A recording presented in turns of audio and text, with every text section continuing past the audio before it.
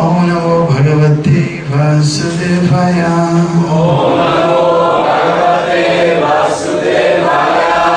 Om Namo Bhagavate Vasudevaya. Om Namo Bhagavate Vasudevaya. Om Namo Bhagavate Vasudevaya. Om Namo Bhagavate Vasudevaya. Yagyatwana Punamoham Eva Yasyasi Pandava Yera Bhutani Asheshani Drakshasyatmani Attomai Yagyatana Punamoham Evam Yasyasi Pandava Yera Bhutanya Sheshani Drakshasyatmani Attomai. Tradução é a seguinte: Yat, o qual que atuar sabendo na nunca punará de novo morra para a ilusão. Evam, assim, Yasyasi, deve ir Pandava, ó filho de Pandu, Yena, pelo qual Bhutani, entidades vivas, Asheshani, todas, Drakshasi, verá, Atmani, na alma suprema, Atha-u, ou em outras palavras, Mai, em mim. A tradução é a seguinte: tendo recebido verdadeiro conhecimento de uma alma autorrealizada, você jamais voltará a cair nesta ilusão, pois, com este conhecimento, você verá que todos os seres vivos são nada mais do que partes do Supremo, ou em outras palavras, eles são meus. Agora repita, por favor.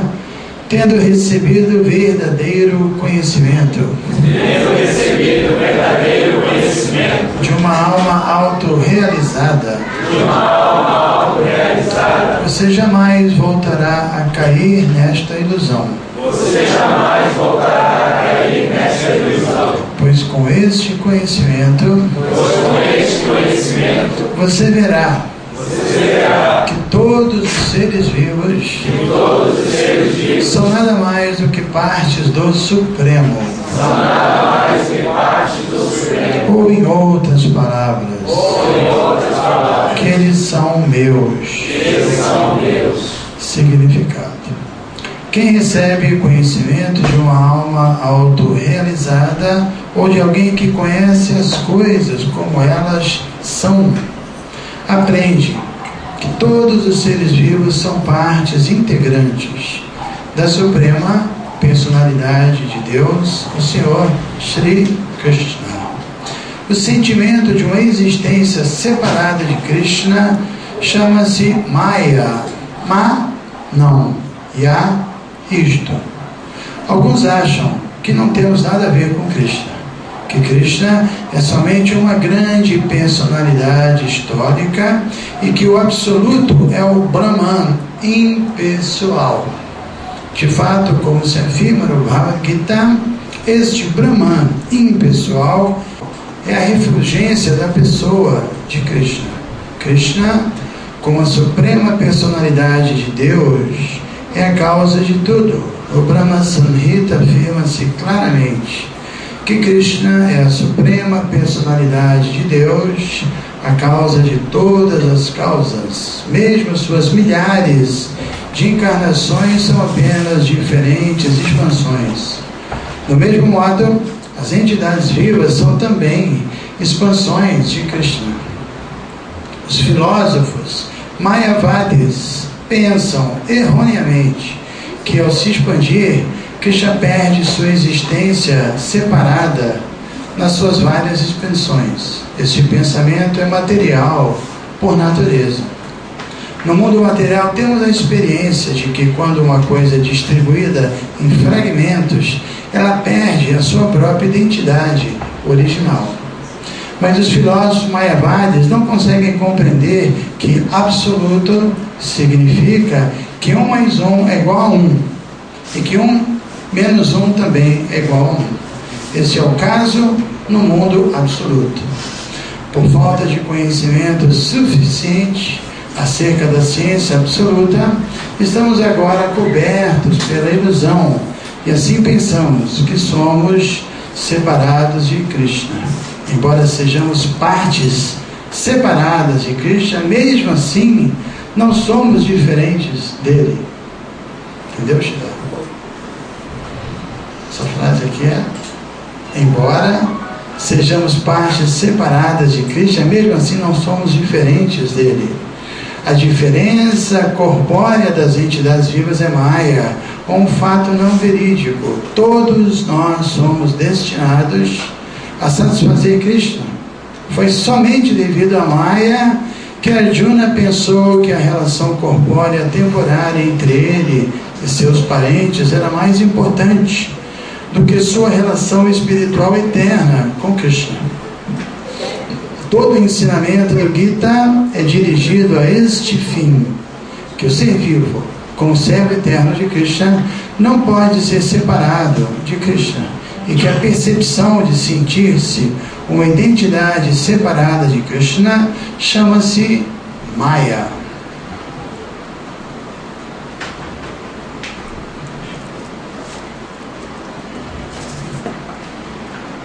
As entidades vivas, como partes integrantes, separadas do Supremo, têm um propósito a cumprir. Tendo se esquecido deste propósito desde os tempos imemoriais, elas se situam em diferentes corpos, como homens, animais, semideuses, etc. Tais diferenças corpóreas surgem do esquecimento do serviço transcendental ao Senhor.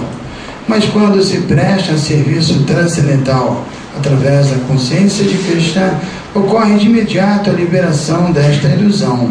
Só é possível adquirir este conhecimento puro através do mestre espiritual autêntico, e assim seremos capazes de escapar da fantasia de que a entidade viva é igual a Krishna. Tem conhecimento perfeito quem sabe que a alma suprema, Krishna, é o abrigo supremo de todas as entidades vivas. Ao abandonarem este abrigo, as entidades vivas deixam se iludir pela energia material, imaginando que tem uma identidade separada. Assim, sob diferentes níveis de identidade material, elas passam a se esquecer de Krishna. Porém, quando tais entidades vivas iludidas situam-se em consciência de Krishna, deve-se entender que elas estão no caminho da liberação, como confirma Srimad Bhagavatam, segundo canto, capítulo 10, verso 6, Mukti hi hitvanyadharupan swarupena vyavastitehi. Liberação significa estar situado em sua posição constitucional, como servo eterno de Krishna, a consciência de Krishna. Srila Prabhupada ki Om Gyana Timirandasya Gyananjana Shalakaya Chakshurmridam Yana Tasmai Shri Gurave Namaha. Namo Vishnu Padaya Krishna Pristaya Bhutale Shrimate Vidayananda Goswami Riti Namine. Namo Vishnu Padaya Krishna Pristaya Bhutale Shrimate Bhakti Vedanta Swami Niti Namine. Sri Krishna Chaitanya Prabhu Nityananda Gadadhar Shivasadi Gaura Bhakta Vrinda. Hare Krishna Krishna Hare Hare, Hare Rama Rama Rama Hare Hare. Mukhan Karoti Vachalam Pangulangayati Griyat Kripa Tamaham Vade Shivaram Dina Tarinam Vachakalpatrabhisya Kipasinu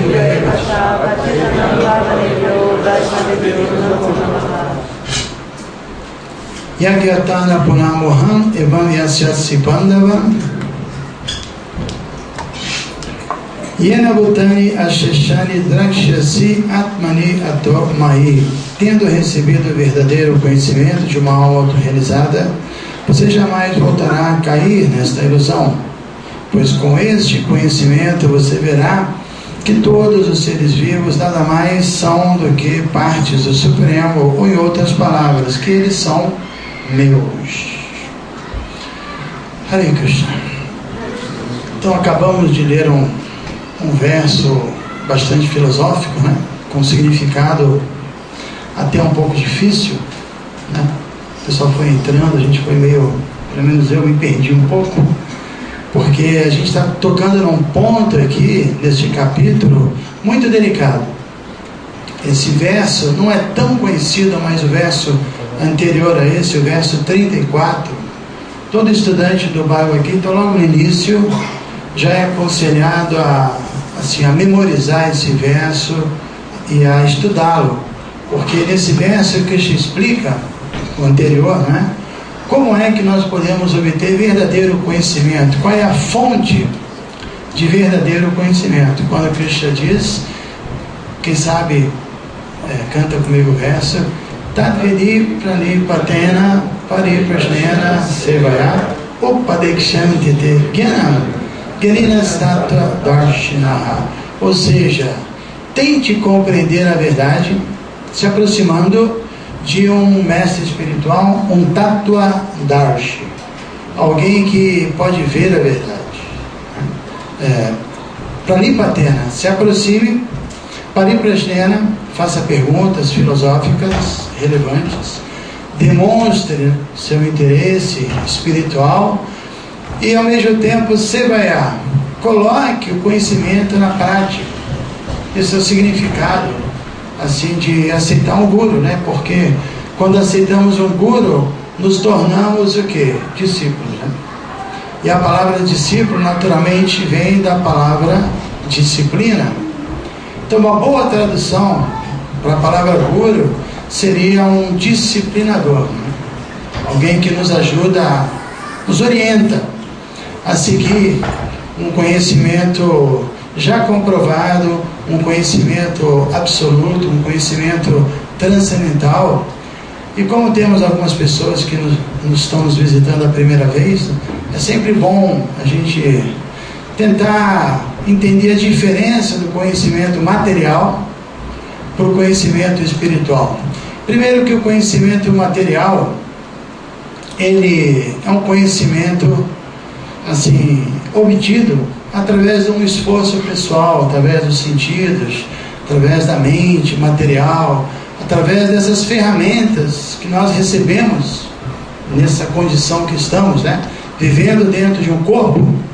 Agora é sempre bom lembrar também que os sentidos são limitados, são imperfeitos, e o alcance, né? Por maior que seja a nossa inteligência, por maior que seja a nossa sinceridade, não importa, o alcance, os nossos sentidos, eles só podem obter conhecimento empírico, né? Um conhecimento que você possa manipular, que você possa, assim, obter por uma experiência direta.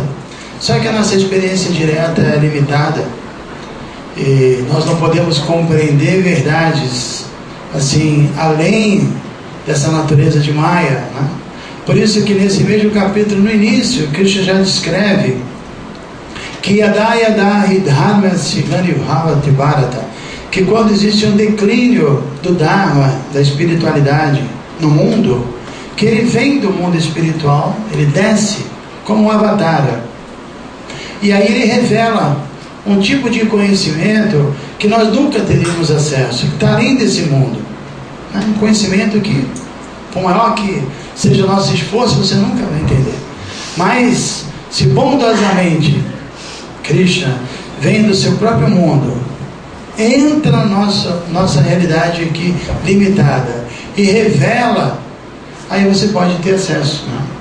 Então ele diz que o propósito do aparecimento dele para proteger os devotos, para nos dar assim condições de voltar ao lar, é trazer esse conhecimento e com ele estabelecer novamente um caminho espiritual bem claro.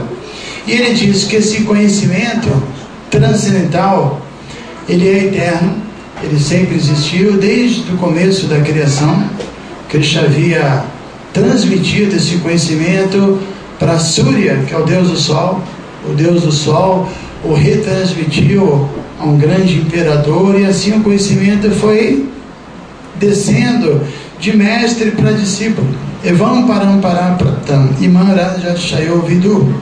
Mas ele diz Sakarine Ramahata, mas devido ao fator tempo, kala, esse conhecimento acabou sendo interrompido, né? A distribuição dele. E novamente, há 5.000 anos, Krishna voltou para repetir a mesma ciência do yoga, a ciência espiritual, e escolheu seu discípulo, o guerreiro e grande devoto Arjuna, para obtê-lo e para recebê-lo, praticá-lo e continuar novamente a retransmiti-lo. Então esse conhecimento ele vem numa corrente chamada Parampara. Eu confesso que a primeira vez que eu li esse verso que eu mencionei, né, que você tem que se aproximar de um vidente da verdade, eu pensei, poxa, é um pouco até assim arrogante, né? Eu achei. Isso há 34 anos atrás, né? Uma pessoa se dizer que eu vejo a verdade, eu tenho a verdade, isso é um pouco assustador, né? Mas depois, quando você vai estudando, você vai entendendo que até do ponto de vista material existem coisas assim. Por exemplo, você pode colocar um tabuleiro de xadrez, né, 2 pessoas jogando, pessoas muito boas no xadrez, jogando xadrez, aí chega uma terceira pessoa que não entende nada, ela vai ficar olhando para aquele tabuleiro e vai ficar com sono, né? Mas se outra pessoa entende, vai olhar para aquilo e vai ver muita coisa ali, né? Muitas possibilidades e saídas, né? Não adianta você ficar olhando para um tabuleiro de xadrez e tentar entender, por esforço pessoal, como é que o jogo funciona, como é que o peão anda, o cavalo, o bispo. Você mesmo tentar. O máximo que vai acontecer é que você vai criar um outro jogo. Você nunca vai jogar xadrez se você não se submeter a alguém que, olha, é assim, o peão anda para frente, no começo pode ser 2 casas, né? Depois uma, cavalo em L, o bispo em diagonal, e você pode fazer o roque de... É legal jogar xadrez, né? Então, se uma pessoa não se submete ao mestre, ele não vai aprender. Também a música é a mesma coisa. De repente você mostra uma partitura de uma música clássica, belíssima, para uma pessoa que não sabe ler, ela olha para aquilo, está vendo nada ali. Mas se alguém consegue ler música, toda uma viagem, uma coisa maravilhosa, pode produzir um êxtase, uma emoção, né? De olhar para a mesma coisa que você olha, ele entende. Então ambas as pessoas, o que entende de xadrez, o que entende de música, se submeteu a um treinamento, né? Aceitou uma disciplina, foi austero. Eu me lembro de ter começado a aprender música quando era pequeno. Eu tinha uns 10 anos, eu não aguentei uma semana. A professora era meio chata também, né? Você quer chegar e já quer fazer um som, né? Mas não, você tem que ficar não tem como, né? E a paciência é difícil, né? Mesmo o xadrez, todo mundo aprende a mexer as pedrinhas, mas aprender a jogar xadrez é todo você tem que estudar mesmo. É uma coisa que depende de esforço, né? Então o conhecimento espiritual é a mesma coisa. Você tem que aceitar uma disciplina para poder ter uma visão espiritual. Eu sempre me lembro, eu moro lá em Teresópolis, né? Costumo fazer propaganda, mas aqui não adianta, que é muito longe. Mas eu sempre me lembro, um tal de Ari Raizeiro, que é da região, foi visitar a gente lá, né? Aí ele, assim, andando lá no campo, ele começou a me mostrar um monte de erva, assim, incrível, que a gente limpava, jogava fora, pisava, não tinha a menor noção, né? Ele também entendia muito de orquídea, né? Aí ele mostrava, tá vendo aquela árvore ali? Que árvore? Aquela ali, não sei o que lá, tô vendo. Tá vendo aquele galho? Tô vendo. Olha lá, tem uma orquídea lá, porque olhava com calma, tem uma orquídea. Então ele via e podia mostrar, né? Então é assim, né? Sozinho ninguém pode obter conhecimento espiritual, avançar espiritualmente. E o que dizer o tema que está sendo dito aqui, compreender Deus? Isso é algo completamente fora de questão. Por isso que Krishna, ele também é chamado de Achintya, ou seja, inconcebível. Ele também é chamado de Adokshadya, além do alcance dos sentidos, né? Os sentidos materiais não são feitos para isso. Então nós só podemos compreendê-lo através desse mesmo sistema que mencionamos, uma corrente de sucessão discipular que começa com Deus, é o único que pode se revelar. Ele diz isso no capítulo 9, Naham Prakasha Sarvasya Yogamaya Samavritaha Mudajana Bijanati Lokayam, ou seja, eu não me manifesto para todos. Aqueles que são mudras, é uma palavra meio pesada, né, que ela é traduzida às vezes como um tolo, no sentido que a palavra muda é comparado a um burro de carga, né, que você coloca cenoura na frente dele, né, e ele passa o dia inteiro atrás da cenoura, querendo desfrutar daquela cenoura, né, o dia inteiro ali, correndo atrás do seu interesse, que é a cenoura, mas a cenoura vai junto, né? Conforme ele anda, a cenoura vai junto. E o dono do burro, o que ele faz? Ele coloca lá uns balaios bem grandes, enche de pedra, e o burro fica o dia inteiro carregando pedra e nem percebe. E para não dar na pinta, né? No final do dia, o dono dá a cenoura para ele, ele fala, pô, valeu a pena, né? Meu esforço, né? Consegui, né? Minha determinação, né? Então, infelizmente, às vezes nós esquecemos que estamos dependendo de Deus, que Ele está nos suprindo, e a gente acha que eu estou trabalhando, eu estou obtendo resultado, eu estou me esforçando, eu estou me alimentando. Essa visão, então, que Krishna fala, esses mudras grosseiros, né, presos à matéria, eles não vão me entender nunca. Eu não me revelo a eles, eu estou coberto com Yoga Maya, essa minha energia, né? E Prabhupada também diz que um mudha, um tolo, é aquele que tenta compreender Deus com seu próprio esforço, da mesma forma que ele acha que pode obter seu sustento e resolver seus problemas através do seu próprio esforço. Ele usa essa mesma projeta, né? Essa mesma mentalidade.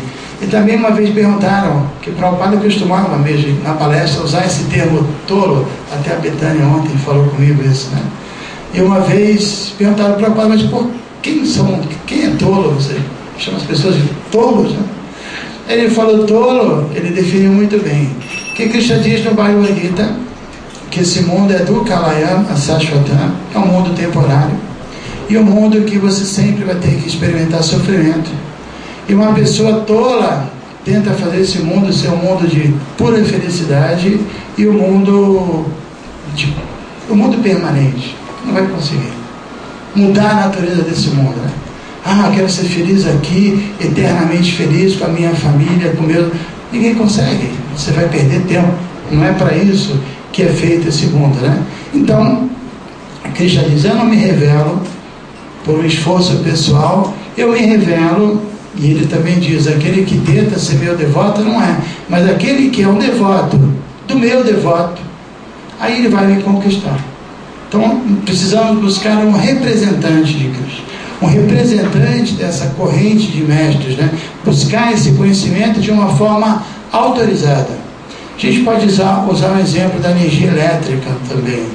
Se a energia elétrica de alguma forma funciona, o ar-condicionado, as luzes, o som, é porque tem um fio conectado numa central elétrica, não é verdade? Se você cortar o fio, a energia não chega até nós, né? É uma corrente que vem. O conhecimento vem através de uma corrente. A central é Deus. E o Guru, ele é como uma tomada. E você vai plugar na tomada para receber a energia dele, né? Você precisa se plugar.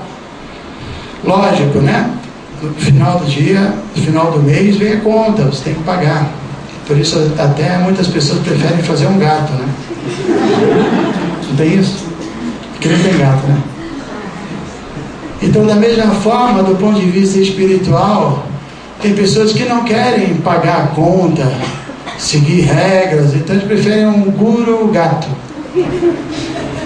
que não esteja conectado na sucessão discipular, né? Alguém que se autodenomina guru, e aí a conta é mais barata, né?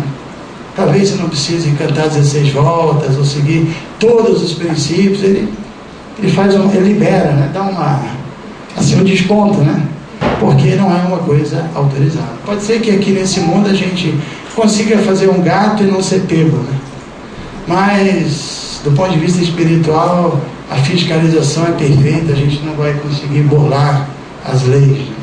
Então a ideia é essa: Tatvidi Pranipatena, tente compreender a verdade plugando sua tomada, aliás, plugando-se numa tomada, né? Não tem outro jeito, não adianta você querer compreendê-lo por conta própria. E aqui, esse verso que é uma sequência, esse verso que nós lemos hoje, né, que é uma sequência do verso que eu mencionei, é igualmente importante, porque ele mostra o que é que um guru verdadeiro vai nos ensinar. Ele vai nos ensinar que todos são servos de Deus, todos são partes integrantes de Deus. Se ele ensinar outra coisa, ele não é um guru. Também eu me lembro de uma passagem muito interessante, que um repórter nos anos 60 perguntou para Prabhupada, né? O que você acha dos gurus farsantes, né? Porque naquela época muitos gurus vendiam mantras, ainda tem isso, né? E criavam seus próprios métodos, né? E Prabhupada sempre mostrava que realmente existiam pessoas não autorizadas tentando tirar proveito da inocência do ocidental. Então o repórter perguntou: o que você acha dos gurus farsantes? O Prabhupada deu risada. Ele falou: não existem gurus farsantes. Aí ele falou: como assim? Você não disse que alguns estão vendendo mantra, não sei o que lá? Ele falou: pois é, a palavra guru significa representante de Deus. Se ele é representante de Deus, ele não pode ser farsante. Ou se ele é farsante, ele não pode ser guru. As duas coisas juntas não funcionam. Ou ele é guru, ou ele é farsante. Guru farsante, entendeu, né? Porque um guru representa Deus. Então a ideia é que um guru, ele vai instruir, primeiro que ele vai dar esse exemplo pessoal, e ele vai instruir seus discípulos que todos são servos de Deus, todos são partes integrantes de Deus, e todos devem agir de modo a servir ao todo.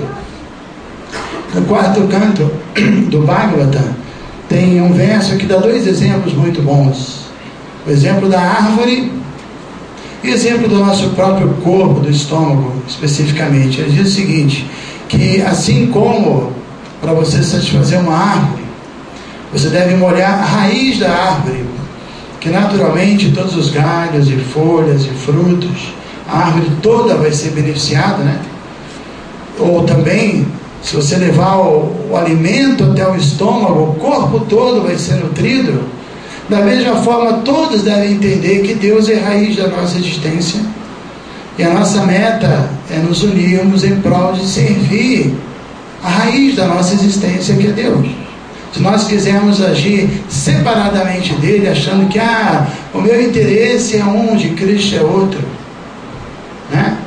Eu não vou agradar a Cristo, eu quero agradar a mim mesmo.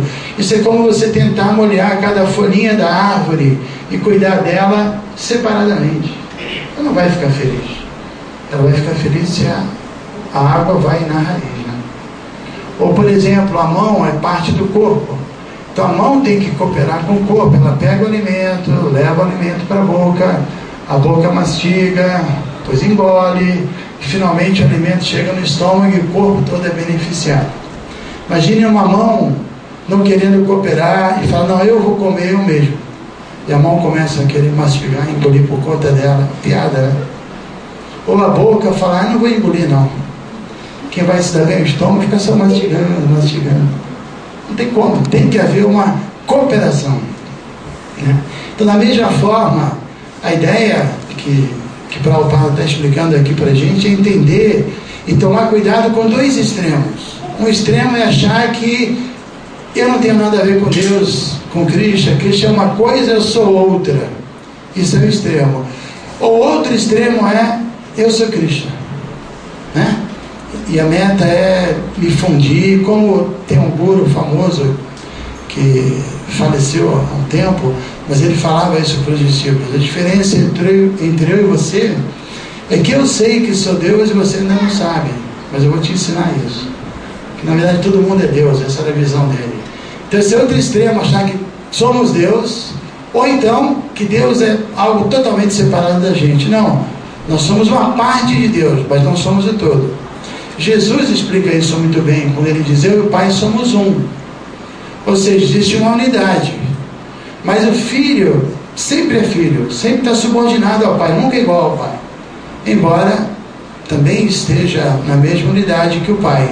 Então nós somos a energia de Deus e Deus é o energético. Existe uma diferença. Primeiro que, tecnicamente falando, as Escrituras elas dizem que a alma individual, cada um de nós, somos Jiva Atma, uma alma infinitesimal. Cada um tem a sua individualidade infinitesimal. Existe Paramatma, a alma infinita, que é Deus, que está em todo átomo, que acompanha as andanças de todas as infinitas entidades vivas, e que, além de estar acompanhando e testemunhando tudo, tem a sua própria morada. Ele não se fragmenta, como o Prabhupada diz aqui, né? Não é que no conceito do impersonalista, Deus se fragmentou em muitas entidades vivas, ele perdeu a sua existência. E quando a entidade viva de novo entra em contato com essa energia impessoal, ela recupera a sua condição de Deus, mas que Deus não tem uma existência pessoal. É uma visão muito perigosa, porque a ideia de você servir a Deus, amar a Deus, ela é totalmente dissolvida, né? Se você acha que você é Deus. Então é uma contradição muito grande. Então a ideia é que somos partes. Deus é o todo e nós fazemos parte. Ele é Satchit Ananda, ele é eterno, pleno de conhecimento e bem-aventurança. Prabhupada citou aqui nesse significado o Brahma Samhita, que fala sobre isso: Ishvara Paramaya Krishna Satchit Ananda Vigraha Anadiradir Govinda Sarva Karana Karana. Ou seja, existem infinitas entidades vivas, elas são Ishvaras também, controladores, no sentido de que todo mundo tem livre-arbítrio, pode fazer suas escolhas, mas Ishvara Paramaya Krishna, Krishna é o controlador de todos os controladores, e ele tem uma Vigraha, uma forma espiritual que é Satchit Ananda, eterna, plena de bem-aventurança e de conhecimento, e ele é Anadi, ele não tem começo, mas ele é Adi, ele é o começo de tudo. E ele é Govinda, aquele que dá prazer aos devotos. E Sarva Karana Karana, a causa de todas as causas. Esse é Krishna. E ele continua, esse tratado espiritual é muito interessante, tanto é que existe 2 mantras que foram gravados e são cantados em todos os templos desse mesmo tratado feito pelo Sr. Brahma, que ele continua assim retratando a personalidade espiritual de Krishna, dizendo que Krishna toca sua flauta, né, usa uma roupa amarela, olhos na forma de lótus, e que seus sentidos são totalmente transcendentais, que os sentidos nossos, né, você pode comer com a boca, olhar com os olhos, ouvir com os ouvidos, mas Deus é absoluto. Ele não depende dos sentidos para executar essas funções. Ele pode se alimentar por ouvir, como a gente sabe, você oferece o alimento para Krishna através de mantras, né? E o fato dele ouvir a oferenda é absolutamente idêntico ao fato dele degustar e saborear. Ele não precisa mastigar, evidentemente. O corpo dele é absoluto, ele é transcendental. Então a compreensão sobre Deus é algo muito difícil, muito complexo, e evidentemente só pode ser compreendido quando nós nos submetemos a um treinamento, aceitamos as disciplinas, vamos superando todos os nossos apegos, as nossas concepções, nossos conceitos e condicionamentos, e vamos tirando, né, os véus de Maia, da ilusão que estão na nossa frente. E para que isso ocorra, é muito importante o cultivo do conhecimento. O cultivo e, evidentemente, colocá-lo na prática, porque a teoria não vale muita coisa não, o que vale é praticar. Por isso o verso anterior a esse diz isso: Sevaiá. Temos que perguntar, nos aproximar de alguém autorizado e colocar o conhecimento na prática, para você poder ter uma percepção espiritual. Krishna também diz que esse conhecimento, ele é algo que pode trazer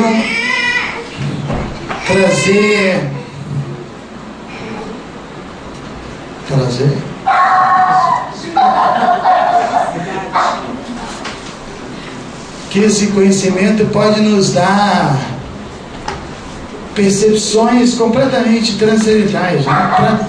Pratyakshavagaman Dharma, que você obtém esse conhecimento e você pratica, e quando você amadurece na vida espiritual, você tem percepções espirituais muito avançadas, né? Certo, Shirama?